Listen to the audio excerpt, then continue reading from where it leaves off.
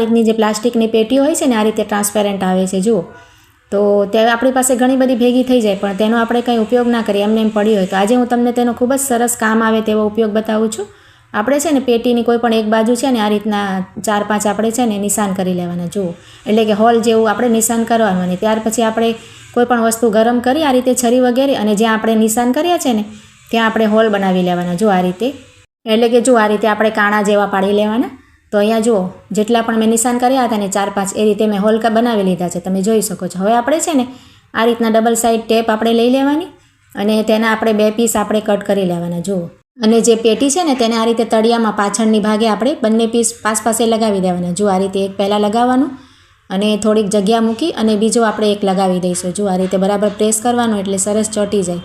અને આ રીતે તૈયાર થઈ જાય ને પછી આપણે તેને છે ને બાથરૂમમાં કે પછી આપણે જ્યાં પણ બ્રશ કે ટૂથપેસ્ટ કે રાખતા હોઈએ ને ત્યાં આપણે તેને ચોંટાડવાની જો આ રીતે. પહેલાં આપણે કાગળ જે સ્ટીકર છે ને તે કાઢી લઈશું બંને અને ત્યાર પછી આ રીતે આપણે દિવાલમાં લગાવી દઈશું. એટલે અહીંયા ટાઇલ્સ હોય છે બાથરૂમ વગેરેમાં તો સરસ રીતે છે ને ચોંટી જશે જો. તો આ રીતે સરસ સેટ થઈ ગઈ છે પેટી. અને હવે આપણે જુઓ બ્રશ જેટલા પણ રાખવા હોય ને આપણે જે હોલ કર્યા હતા ને તેમાં આપણે બ્રશ લગાવી દેવાના. તમારે 4 જેટલા પણ ઘરમાં હોય 4 કે 5 આ રીતે તો બધા બ્રશ તેમાં આવી જશે જુઓ. ખૂબ જ સરસ આઈડિયા છે. અને આ રીતે બાળકોનું ફેસ વોશ હશે કે પછી ટૂથપેસ્ટ પણ આવી જશે અને મચ્છર પણ ના બેસે તેની ઉપર. તેનું જે ઢાંકણ હોય છે ને પેટીનું તે પણ તમે બંધ કરી શકશો જુઓ. ખૂબ જ સરસ આઈડિયા છે.